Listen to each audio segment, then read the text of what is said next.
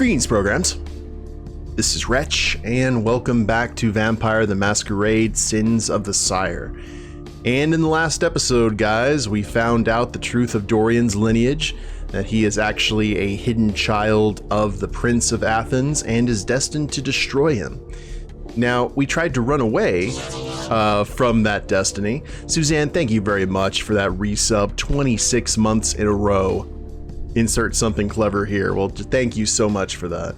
Remember, guys, all bit subs and ad revenue here on the channel go to help out kids being treated at my local children's hospital via the Extra Life charity. I appreciate that.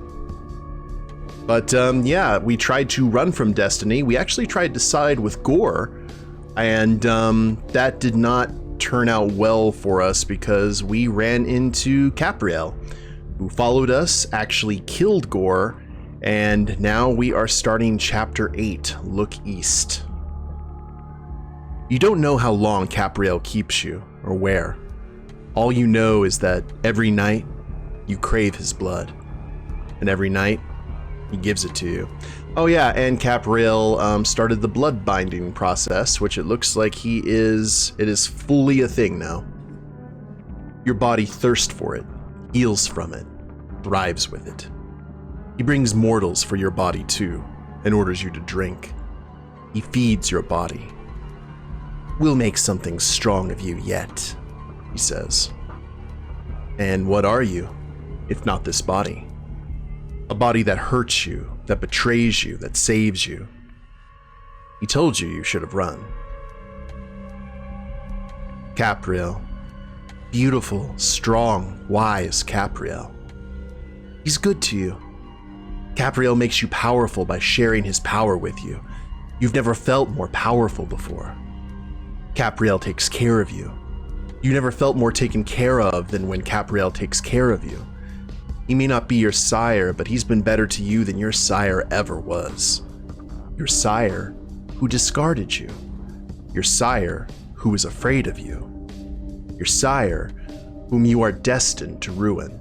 So for those of you who do not know this, the bloodbind is a very perverse form of love fueled by the blood. If you feed, I don't know if it changed it in 5th edition, but in 3rd edition and V20, if you fed from a vampire 3 different times at 3 different nights, you became bloodbound to them. Like you were basically in love with them, a perverted form of love. So, that line about body hurting and betraying is a mood. I bet, Suzanne. Bless your heart. All right.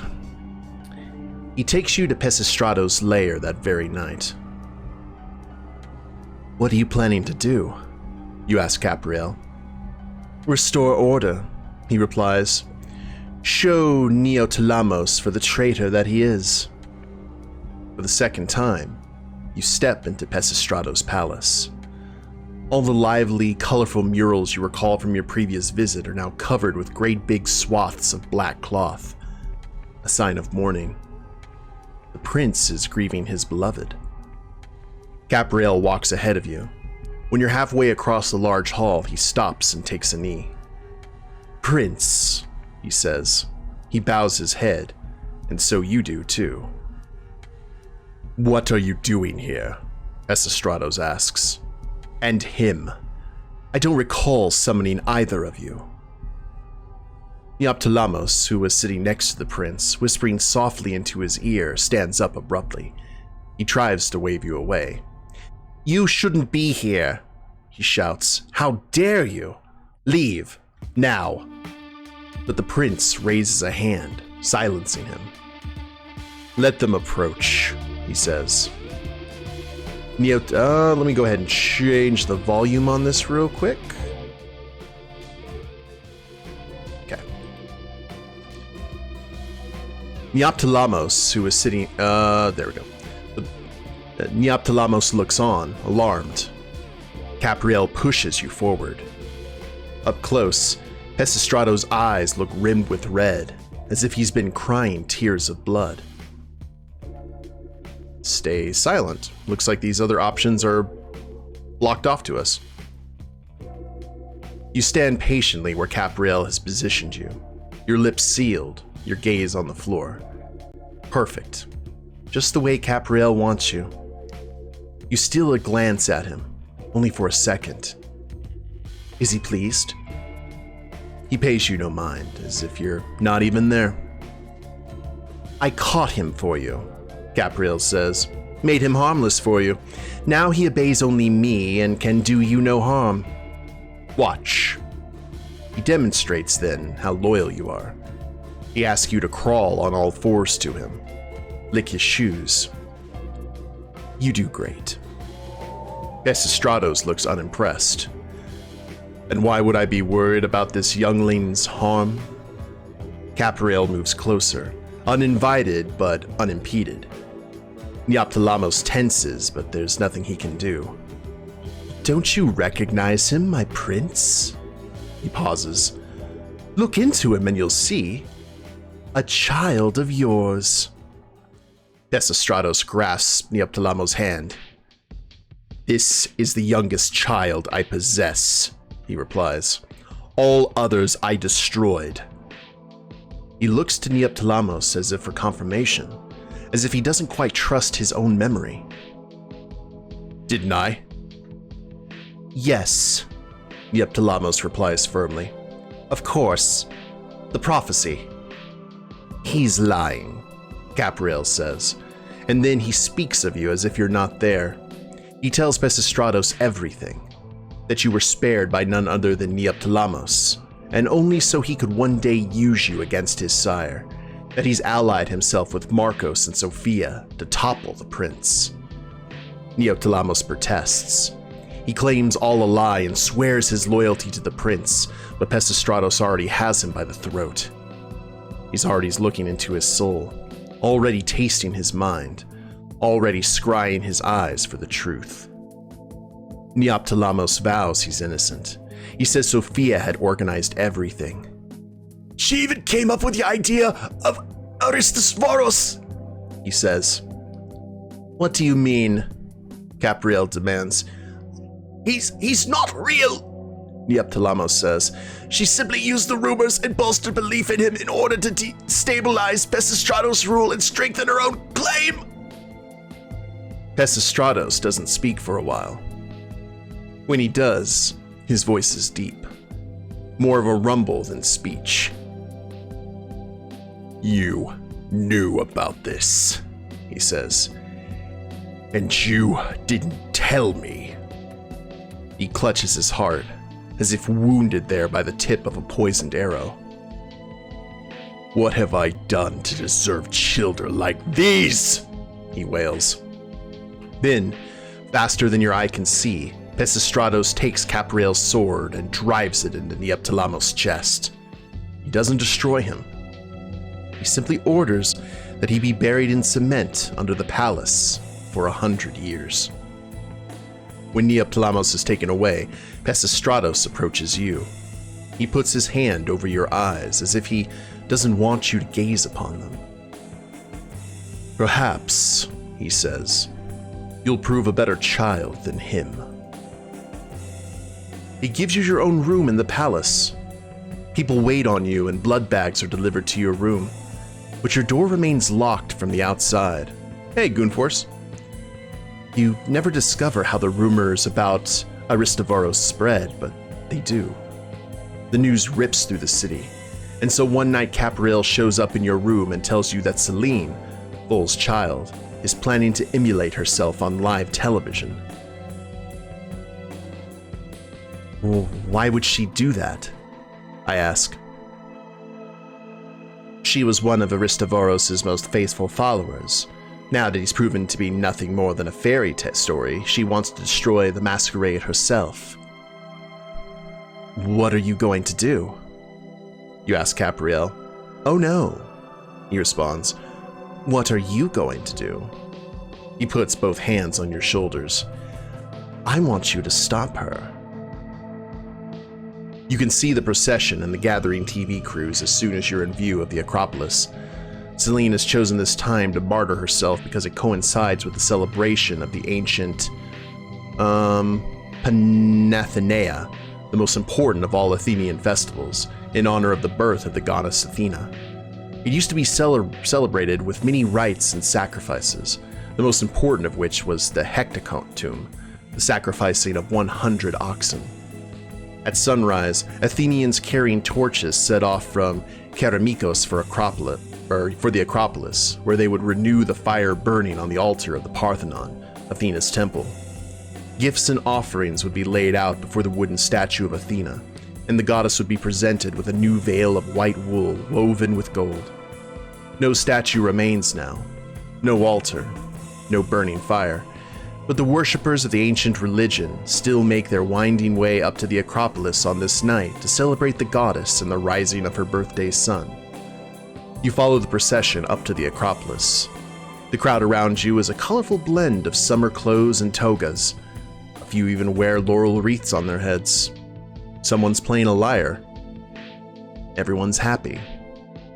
Without meaning to, you catch yourself scanning the crowd for Savas, the apostate of Aristovoros you killed. What would he have said if he had learned the truth about Aristovoros? What would he make of Selene's plan? Perhaps it's better that he's not alive to see any of this. From up here on the Acropolis Rock, you can see Mario's house. Soon, you pick out Selene's unmistakable figure. The disfigured face, the uncanny body. You've seen her before, the night of the LARP. She's standing tall, facing east, waiting for the sun. You can feel it too, the coming sunrise, the familiar tingle on the back of your eyes. Alright, it's time to actually use this dominate that we've had for a while. Command her to follow me. It seems like she is pulling at Edward of a sorts there, Dama. You walk confidently up to Selene and grab her chin to force her to face you. Holding her gaze, you command her to abandon her plan and follow you. The pain evident on her face, she does. You find shelter inside a Kephany. The old men look at you but quickly lose interest and turn back to the TV screen. Outside, the sun is rising. Selene falls to her knees and you watch her as she sobs. For causes lost, for hope shattered, for all of the nothing that lies ahead. Then, eventually, you take her back. The prince has Selene thrown into a dungeon and then walks up to you and embraces you. "You will stay with me now, child," he tells you. He forbids Kapriel from seeing you again, and so, as the bond weakens with time, you're slowly released from the fetters of his blood. At first, as though a limb had been sawed off, you feel that Kapriel's absence has robbed something from you. Yet gradually, that feeling recedes into the darker recesses of your heart. The bleeding stops, and over time, the wound heals. Little by little, your mind becomes your own again. You no longer crave Kapriel's presence, Kapriel's vitae, the sight of Kapriel's face. You don't miss the sound of his voice, the feel of his hands, the smell of his hair. You wonder now if any of it was real. Now that he's gone. Now that you're free. Epilogue. Alright guys, well that was the end of the story, so not only did we not kill the prince, we pretty much joined his side and prevented a major live televised masquerade break across all of Greece. Interesting. Well, let's go ahead and finish the epilogue since that's not an official chapter. You work for Pesistratos now. The prince never lets you see Marcos or Persa again, and he enjoys giving you conflicting information about what has happened to them and see how you react. They left the city together. He banished them, he spared them, they met the sun. You never quite managed not to react at all. You hunt whoever needs hunting, interrogate whoever needs interrogating, pass whatever information needs to be transmitted. Is it really such a different existence than when you were working for Marcos? You're always doing someone's bidding. Despite the fact that Pesistratos had Neoptolemos entombed in cement, he hasn't named a new Scythian in his place, so it's the prince himself that sends you on your jobs. Tonight, it's someone who drifted into the city and sought to hide here. You've been tracking him for weeks as he went about trying to fit in, yet failed to present himself to the prince. That is a big no-no. Pesistratos has ordered you to eliminate him at last, and so whatever reason you had for postponing the inevitable, be it gathering more information about him or investigating the reasons he ended up a caitiff and not a Malkavian, like his sire, have now ceased to hold any value. You usually don't go to these things alone, but you know you don't need any help. It's just a baby vampire after all. You can handle him on your own. You find him in the basement he occupies. The landlady calls it a studio and even charges him rent for it.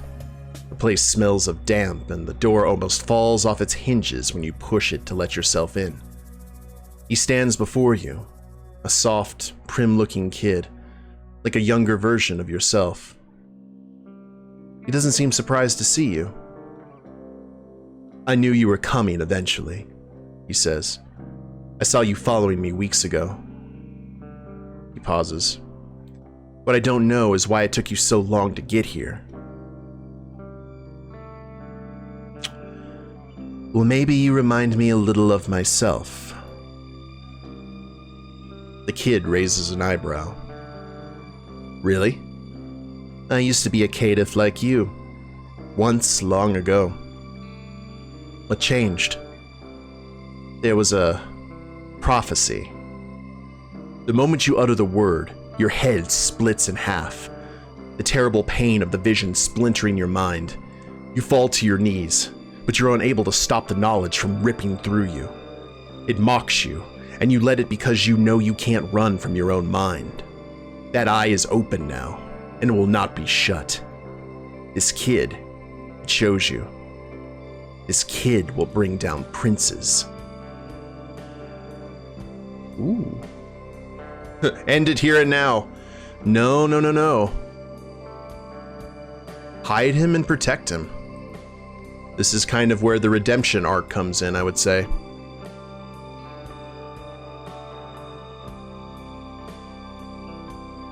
You need to come with me, you tell him. I'll protect you. He looks at you with disbelief. Are you messing with my mind? Is that your kink, Malkavian? Just trust me, you say, knowing full well how hard this is to do, because of who you are, what you've done, what you've spent your nights doing. The kid looks at you for a long time, and then, just like that, he takes your outstretched hand and follows you into the night. You take him to Vol, the sewer reeking as badly as ever. The air inside not much worse than in the place the kid occupied. Not that anyone here cares too much about air quality. The Nosferatu accepts him without too many questions.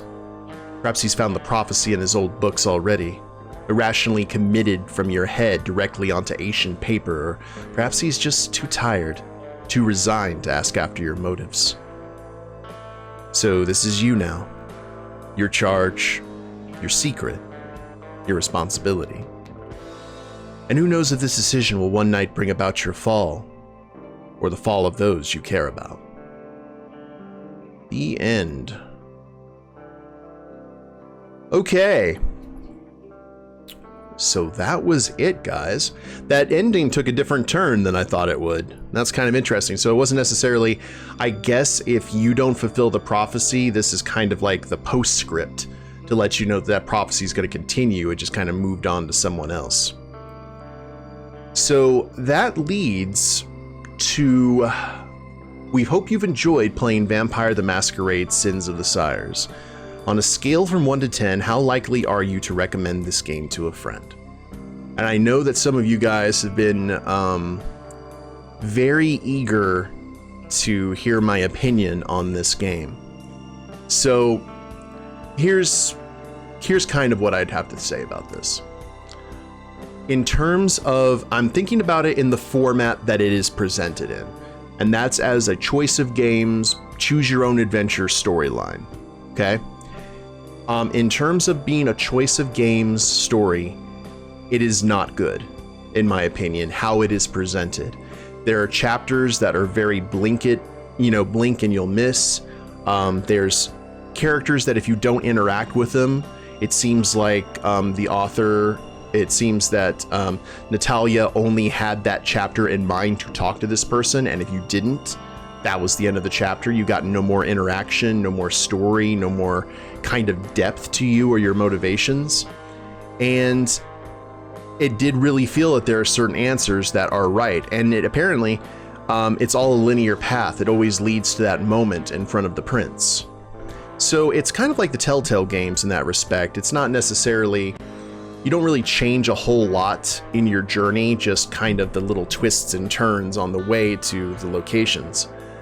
So in terms of a choice of games, yeah, I would not recommend this. I wasn't a fan of the overall way it was presented. Now, it had some cool moments. I really liked the images of the Malkavian, the visions that you would get. I'm kind of curious how many of those just suddenly started to pop up and how kind of organic that was.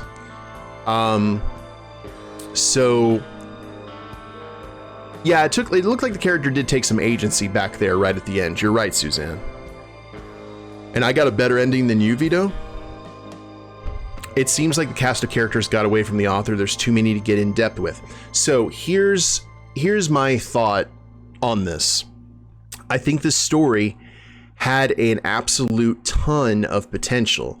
All the stuff that was happening in Greece and all that, that can be a good story. I just think that it was told in the wrong format. I think had this been one of the draw distance visual novels, like Coteries of New York or Shadows of New York, where you're kind of more or less on a linear path, but you have little side quests you can choose if you want to, but there's a main story that you're kind of eagle-eye focused on, and a lot of it revolves around characters that you have to talk to because it's important to the overall story. I think that had been more linear in that respect, like one of those style games, this would have been a lot better. I just think the scale of one of these choice of games titles did get a little bit away from the author. You know what I mean? Yeah, it would have worked a lot had it been just a little bit more linear, and then hey, you can go out and do this with, otherwise you have to protect this this doctor at the hospital. You know, and I know some people in the people were talking about, this, about character being transgender and stuff like that. I think that's actually a cool aspect of the story that they don't talk about, because some kindred, when they become kindred, they don't know what they are. They don't know if they're male or female, or even if their entire nature has changed. Hence the reason that you have Zemesis with vicissitude doing the path of metamorphosis, because they're not sure what they are anymore and they change their gender all the time. You have androgynous Toreador. Like, that's not new in the world of darkness if you pay attention. So I thought that was kind of an interesting thing. I thought a Zemesi or something thrown into this actually would have been very intriguing. But yeah, just in terms of the overall story, the prophecy and all that, it just didn't seem to click. In a different format, probably would have been a lot better. But for this one, I would have to say that out of a scale of 10, I would probably give this like high. I would say 5 at the very max. So I'm just going to go ahead and call that there. Boop. All right, so we'll just go ahead and go no thanks there. Would I play something other than a Malkavian? Well, normally in these games, I kind of end up playing Tremere out of like the base clans. But I did like I said, the stuff that they threw in Malkavian wise was cool. The only thing that just really irritated me was the fact that there were certain situations where you could only do combat and just combat. There wasn't a whole lot of fast thinking through the situation. No chance to really improve yourself either that I noticed. But, they can't all be, absolutely awesome. And who knows, maybe the author will want to try it again, learn the lessons from this one, and come back even stronger. That's the kind of world I want to live. You know what I mean? If you come out with something and it doesn't work out, you kind of look at it and go, okay, what did I do wrong here, here, here? What did I do right? Work that clay and come up with something even better. So I'm going to be uncharacteristically optimistic for people who know me. And maybe we'll be able to see another work from the author, maybe in a different format, or maybe the Choice of Games format, and it'll be something good. So I'm rooting for Natalia. So I do want to thank you guys very much for tuning in. This was definitely one of the stranger Let's Plays that I've done for a bit, but I know a lot of people seem to like it, and I appreciate you guys watching. Now, it could be the fact that I made some wrong calls. Maybe you want to try out the game yourself. Completely awesome. I say no qualms. So here's how we do it. If you haven't followed the Twitch channel, please do so. I try and stream on Tuesdays, Thursdays, and weekends with random times in between. And if you're watching the replay of this on YouTube, I have a link to the Twitch channel in the description below. We're getting close to 1,000 followers, so give us a follow if you feel so inclined. If you want to check out this game, play another clan, see if there's any other different paths, talk to the people I didn't talk to, kind of see how the story divulges or how the story divides, go ahead and check it out. I have a link to the game in the description below. And I also have a link to my Extra Life page where I'm raising money for my local children's hospital via the Extra Life charity. So check out all those links. I'd greatly appreciate it. Like, share, subscribe. You guys know the drill there. And we will see you in the next series. Later days, everyone.